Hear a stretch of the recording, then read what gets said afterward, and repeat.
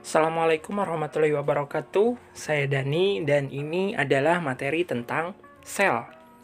Oke, ini adalah materi pertama di kelas 11. Sel. Apa ya sel itu? Oke, kalau kita lihat seluruh tubuh kita, itu bagian terkecilnya tersusun oleh sel. Oke, masih belum paham? Laki-laki pada masa remajanya dia dapat mengeluarkan sel sperma. Kalau perempuan dapat mengeluarkan sel telur. Nah, itu contoh konkret dari sel. Masih belum paham? Oke, Anda bayangkan sekarang Anda sedang menggoreng telur dadar. Nah, telur yang Anda dadar tersebut itu adalah sel telur ayam. Nah, mungkin sekarang sudah ada gambaran tentang apa itu sel. Kompetensi dasar yang harus Anda miliki pada bab ini ada dua, ada pengetahuan dan keterampilan. Pengetahuannya, Anda dapat menjelaskan komponen sel, komponen kimiawi sel, teori sel, struktur dan fungsi sel, serta bioproses yang berlangsung di dalam sel. Komponen keterampilannya, Anda dapat menyajikan hasil pengamatan mikroskopik. Jadi Anda harus melakukan pengamatan mikroskopik nanti. Tapi mungkin ini demonstrasi. Kemudian disajikan dalam bentuk gambar. Nah, materinya apa aja? Materinya ada teori sel, komponen kimiawi, sel prokaryotik dan eukaryotik, struktur dan fungsi sel, mekanisme sintesis protein dan reproduksi sel. Lalu untuk materi keterampilannya, Anda melakukan pengamatan menggunakan mikroskop dan menyajikan hasil pengamatan dalam bentuk gambar, serta melakukan percobaan transport zat, lalu kemudian membuat poster sel tumbuhan atau sel hewan. Oke, kita mulai dari bahasan pertama, itu tentang teori sel. Teori sel ini dikemukakan oleh banyak sekali ilmuwan. Hanya saja ada beberapa ilmuwan yang akan Bapak tuliskan di sini. Yang pertama ini ada Robert Hooke. Ini orang Inggris ya kalau tidak salah. Dia mengemukakan istilah selula yang artinya kamar. Jadi ini adalah orang pertama yang menemukan sel dari hasil pengamatannya terhadap batang tanaman gabus. Kemudian, mohon maaf, pada sel gabus dari batang tanaman diralat ya. Kemudian orang kedua itu ada Robert Brown. Dia menyebutkan bahwa sel itu bukan kamar kosong aja, tapi ada inti di dalamnya. Lalu ada Theodor Schwann dan Schleiden, orang Jerman nih. Dia menyebutkan bahwa sel itu merupakan unit struktural tubuh makhluk hidup. Artinya makhluk hidup itu disusun oleh sel. Berikutnya ada Felix Schultz, dia menyebutkan bahwa sel merupakan unit fungsional tubuh dari makhluk hidup. Artinya fungsi-fungsi kehidupan pada makhluk hidup itu dapat terjadi atau berlangsung di dalam sel. Lalu ada Rudolf Virchow, dia menyebutkan bahwa sel merupakan unit reproduksi. Artinya sel yang ada sekarang itu berasal dari sel sebelumnya. Nah, dari kesemua teori ini, kesimpulannya adalah kita mengetahui bahwa sel adalah unit struktural dan fungsional terkecil penyusun makhluk hidup. Artinya, semua makhluk hidup itu akan tersusun oleh sel. Lalu, sel itu tersusun atas berbagai komponen. Komponen kimiawi yang pertama itu ada yang dinamakan dengan senyawa organik. Senyawa organik ini tersusun atas mikromolekul yang merupakan molekul yang akan menyusun makromolekul. Ada asam amino, nukleotida, asam lemak, dan glukosa. Nanti molekul-molekul ini juga bisa menyusun molekul besar. Kalau Anda tidak paham yang barusan, mungkin Anda tahu karbohidrat? Ya, karbohidrat itu mikromolekulnya adalah glukosa. Protein yang Anda makan di dalam daging, mikromolekulnya itu adalah asam amino. Kemudian lemak, mikromolekulnya asam lemak, dan asam nukleat itu tersusun oleh nukleotida. Senyawa anorganik yang dimiliki oleh sel, ada air, ada garam mineral, ada gas. Lalu, apa bedanya senyawa organik dan senyawa anorganik? Senyawa organik biasanya adalah senyawa yang tersusun dari senyawa anorganik. Contohnya misalkan anorganik itu biasanya yang belum jadi atau belum utuh. Misalkan kalau tumbuhan itu kan menyerap mineral dari dalam tanah, nah itu dinamakan senyawa anorganik. Kemudian disusun menjadi bahan yang siap dikonsumsi, itu yang dinamakan dengan senyawa organik. Kemudian ada unsur yang menyusun komponen sel. Unsur yang pertama, unsur makro yang terdapat banyak di dalam sel. Yang pertama ada karbon, ada hidrogen, oksigen, nitrogen, kalium, sulfur, ada fosfor, kalsium, magnesium, natrium. Nah, kalau ini unsur mikro. Unsur mikro adalah unsur yang ditemukan sedikit di dalam sel. Yang pertama ada besi, ada tembaga, ada kobalt, mangan, seng, dan lainnya. Oke, ini adalah ukuran dari sel. Kita mungkin bertanya-tanya, seperti apa sih sel itu? Ukurannya segimana? Apakah bisa dilihat oleh mata atau tidak? Dan ternyata sel tidak dapat dilihat oleh mata. Kenapa? Karena sel hanya dapat terlihat jika kita menggunakan mikroskop. Di sini diperlihatkan ada dua jenis mikroskop. Ada mikroskop cahaya dan mikroskop elektron. Bedanya hanya pada sumber cahaya yang ditembakkan ke dalam preparat. Nanti kita belajar menggunakan mikroskop. Anda lihat sel ini memiliki ukuran sekitar 10 mikrometer dan tidak dapat dilihat oleh mata. Tetapi sel bukanlah objek yang paling kecil, karena setelah sel itu masih banyak lagi objek-objek yang kecil. Ada virus, ada DNA, dan di kimia kita mengenal yang namanya elektron. Nah, ini ada konsep sel yang pertama. Ada konsep aseluler dan konsep seluler. Apa bedanya aseluler dan seluler? Nah, konsep aseluler biasanya dipakai untuk objek biologi yang tidak memiliki sel. Contohnya di sini ada gambar virus. Ya, virus tidak dapat dikategorikan ke dalam sel. Kenapa? Karena yang dinamakan sel itu setidaknya harus memiliki membran, kemudian ada sitoplasma yang di dalamnya ada organel, dan ada inti sel. Oke, seluler itu merujuk pada objek biologi yang sudah memiliki sel. Lalu, struktur sel itu ada dua jenis sel, mohon maaf. Yang pertama ada sel prokariot dan yang kedua ada sel eukariot. Prokariot di sini contohnya bakteri. Kenapa dikatakan sel prokariot? Nah, sekarang Anda lihat bedanya. Ini ada dua sel di sini. Kemudian Anda perhatikan pada sel bakteri, bagian kuning yang seperti benang itu adalah DNA-nya.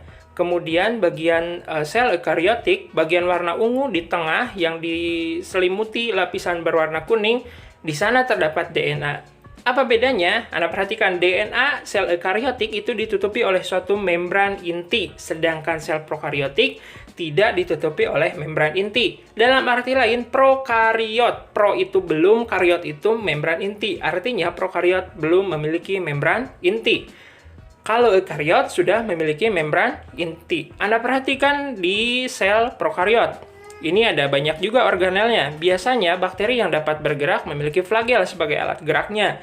Kemudian ada sitoplasma yang berisi cairan sel, ada ribosom yang berfungsi untuk pembentukan protein, kemudian ada mesosom yang berfungsi untuk pembentukan energi, ada dinding sel dan kapsul yang fungsinya untuk melindungi tubuh bakteri, kemudian ada DNA yang berfungsi sebagai tempat untuk menyimpan kode-kode genetik yang berguna untuk pewarisan sifat. Kemudian bakteri juga memiliki klorosom. Beberapa bakteri yang dapat melakukan fotosintesis, dia memiliki klorosom untuk fotosintesis. Oke, ini adalah contoh sel tumbuhan. Anda perhatikan strukturnya sangat terstruktur sekali ya. Kemudian ada lapisan pelindung di bagian luar, yaitu dinamakan dinding sel. Kemudian ada yang berwarna hijau, kemudian bertumpuk, itu namanya kloroplas. Kemudian ada bagian tengah berwarna bening, itu adalah vakuola. Dia digunakan untuk tempat penyimpanan makanan. Dan ini adalah sel hewan. Anda perhatikan, biasanya sel hewan memiliki alat gerak, baik itu berupa flagela ataupun berupa mikrofili atau silia. Nah, di sini tidak ada yang namanya kloroplas. Kenapa? Karena sel hewan tidak dapat melakukan fotosintesis. Ini ada perbandingan beberapa jenis sel. Bagian atas, kiri ini adalah sel hewan. Kanan kiri itu adalah sel bakteri, kemudian yang berwarna hijau itu adalah sel tumbuhan. Nah, ini hanya sebagai perbandingan. Di sini Bapak masukkan virus. Ini adalah virus yang menyerang bakteri atau kita mengenalnya T4. Ini pelajaran kelas 10. Apa bedanya antara sel hewan dan sel tumbuhan? Sel tumbuhan dia memiliki kloroplas, kemudian memiliki vakuola, sedangkan sel hewan tidak. Sel hewan memiliki sentriol, sedangkan sel tumbuhan tidak memiliki sentriol. Di dalam sel tumbuhan, membran selnya dilindungi oleh dinding sel, sedangkan sel hewan tidak ada dinding sel yang melindunginya. Sehingga sel tumbuhan bentuknya agak terlihat kaku, sedangkan sel hewan bentuknya lebih tidak beraturan. Nah, setelah itu kita akan membahas organ-organ yang terdapat di dalam sel. Kita menyebutnya organela. Oke, yang pertama, kita harus tahu dulu bahwa yang namanya sel itu tersusun atas inti sel di bagian tengah yang di dalamnya ada DNA. Kemudian ada cairan sel yang dinamakan sitoplasma. Plasma itu cairan, sito itu sel. Yang ada di bagian tengah dan di bagian luar sebagai pembatas antara sel dengan lingkungan luar itu ada yang namanya membran plasma. Inti sel, nah inti sel itu bisa dikatakan juga sebagai otak dari sel. Semua aktivitas sel itu dikontrolnya oleh inti sel. Dia tersusun atas nukleus. Nukleus itu fungsinya untuk menyimpan DNA ya. Nukleus itu sama dengan inti sel atau nama lain, istilah lain. Nukleolus itu anak inti. Jadi ya ada juga yang lebih kecil dari inti namanya nukleolus. Di nukleolus ini tempat dibentuknya ribosom. Kemudian juga tempat ditemukannya berbagai macam DNA. Kromatin itu adalah benang-benang DNA yang nantinya akan tersusun menjadi kromosom.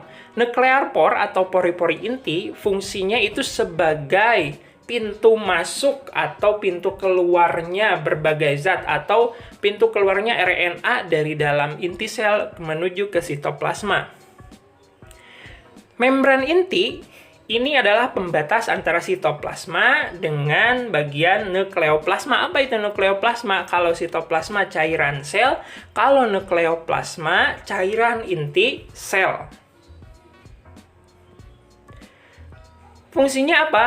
Fungsinya itu mengontrol semua aktivitas sel, kemudian menyimpan kode genetik, dan mengatur terjadinya sintesis protein, serta tempat terjadinya replikasi dan transkripsi. Replikasi itu penggandaan DNA ya, kalau transkripsi penyalinan DNA untuk sintesis protein. Berikutnya ada ribosom.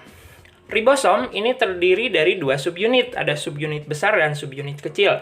Fungsinya untuk apa? Anda perhatikan di situ ada pita berwarna pink yang sedang ditranslate menjadi sebuah protein. Nanti kita bahas ini lebih dalam di kelas 12. Ini fungsinya untuk sintesis protein. Ada dua jenis ribosom, ada yang bebas, dia terdapat di dalam sitoplasma. Juga ada ribosom yang menempel pada retikulum endoplasma. Nah, kita bahas retikulum endoplasma. Perhatikan, ada bintik-bintik berwarna coklat kehitamannya. Itu adalah ribosom yang menempel pada retikulum endoplasma. Sehingga menjadikan RE-nya atau retikulum endoplasma ini menjadi kasar. Namanya jadi retikulum endoplasma kasar. Sedangkan RE yang tidak ditempeli ribosom itu dinamakan retikulum endoplasma halus. Ya, strukturnya pipih berlapis membran ya. Kemudian terhubung dengan membran inti. RE kasar karena dia ada ribosom, maka fungsinya untuk sintesis protein. Ya, lebih tepatnya sih penggabungan ya molekul-molekul protein yang sudah dihasilkan dari ribosom. Kemudian RE halus fungsinya untuk mensintesis lemak dan mentransfer protein dari hasil sintesis menuju ke badan Golgi. Lalu badan Golgi untuk apa? Badan Golgi fungsinya untuk modifikasi produk-produk yang dihasilkan oleh peristiwa sintesis protein. Ya, dia pipih, kemudian bertumpuk. Ini fungsinya, kemudian Badan Golgi itu banyak terdapat pada sel-sel kelenjar, contohnya kelenjar ludah, kemudian kelenjar endokrin, itu banyak mengandung badan Golgi. Lisosom ini adalah salah satu contoh produk dari hasil sintesis protein. Lisosom ini berisi enzim-enzim hidrolisis. Biasanya dia digunakan untuk pencernaan intraseluler. Artinya, semua zat makanan yang masuk ke dalam sel itu akan dicerna di dalam lisosom.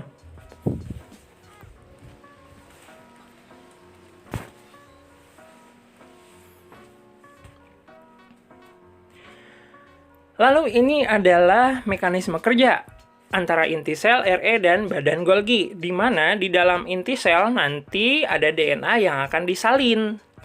Kemudian DNA itu diubah menjadi RNA, RNA-nya dibawa ke ribosom untuk ditranslate atau diubah menjadi protein tertentu. Kemudian protein hasil sintesis akan masuk ke RE untuk dilakukan penggabungan. Kemudian RE halus nanti akan membentuk suatu kantong yang di dalamnya berisi protein untuk dibawa ke badan Golgi.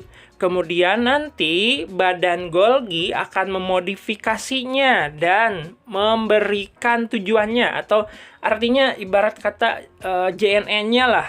Badan Golgi itu nanti yang mengatur kemana nih mau dikirim. Nah, ini adalah contoh hasilnya. Anda perhatikan, badan Golgi membentuk vesikula yang bisa berisi lisosom ataupun protein yang harus dikeluarkan keluar sel. Mitokondria ini adalah suatu organ yang cukup sangat-sangat paling penting ya. Biasanya seluruh sel memiliki mitokondria. Kenapa? Karena ini fungsinya untuk respirasi seluler atau untuk menghasilkan energi. Semua makhluk hidup tidak dapat beraktivitas kalau dia tidak memiliki energi. Nah, energi itu dibentuk di mitokondria dari hasil pengubahan makanan oleh oksigen. Namanya prosesnya metabolisme. Punya membran luar dan membran dalam, artinya double membran. Kemudian di dalamnya ada matriks mitokondria atau cairan mitokondria yang berfungsi untuk tempat terjadinya proses metabolisme. Dia juga memiliki DNA-nya tersendiri.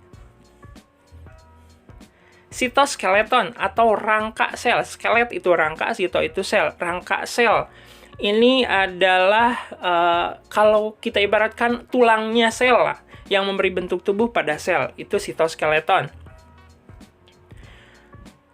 Ini tersusun dari protein juga. Sentrosom ini hanya dimiliki oleh sel hewan. Biasanya berfungsi untuk peristiwa pembelahan sel, untuk menarik kromosom ke arah kutub yang berlawanan. Tersusun atas 2 sentriol yang tergabung menjadi 1 sentrosom. Flagella dan silia atau alat gerak yang dimiliki oleh sel. Flagella, Anda perhatikan bagian atas itu ada sperma. Sperma itu punya ekor yang bisa bergetar ya, atau menyambuk atau berenang. Itu dinamakan flagella. Yang bawah ini ada silia yang arah gerakannya kiri kanan kayak kuas cat mungkin ya, seperti itu, atau seperti sapu. Nah, silia ini biasanya lebih pendek daripada flagella.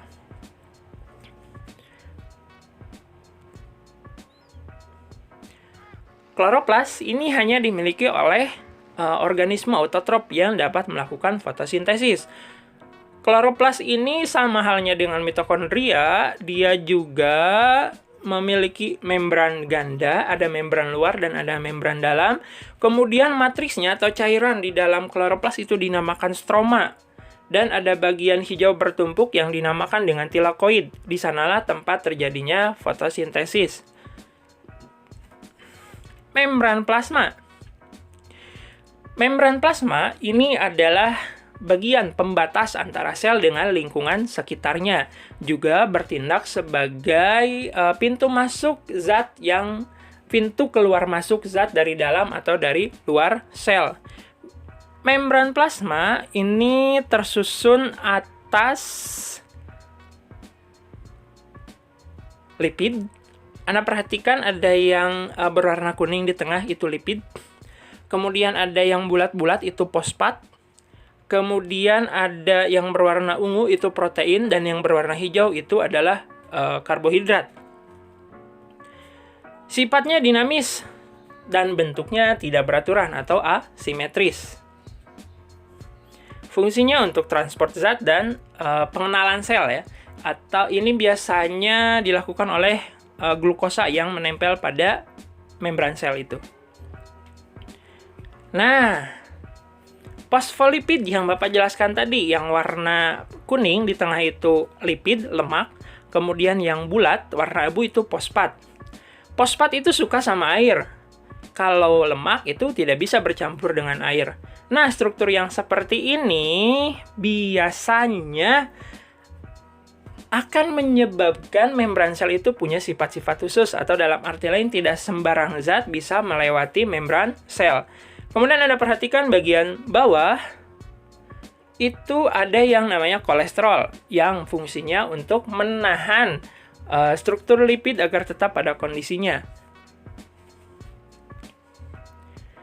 Ini fungsi-fungsi yang Bapak sebutkan tadi. Dinding sel.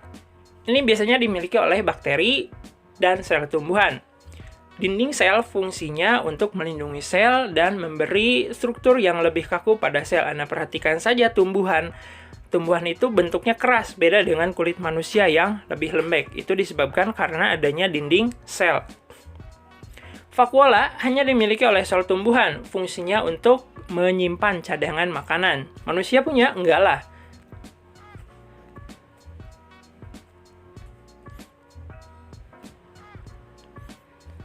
Peroksisom, ini juga tidak semua makhluk hidup memiliki peroksisom. Kenapa? Karena fungsinya ini untuk menguraikan hidrogen peroksida yang bersifat racun menjadi air dan oksigen. Plastida ini hanya dimiliki oleh sel tumbuhan. Ada banyak jenis-jenis plastida. Ada plastida yang memiliki pigmen klorofil untuk fotosintesis, ada yang memiliki pigmen warna, kemudian ada plastida yang digunakan untuk penyimpanan makanan.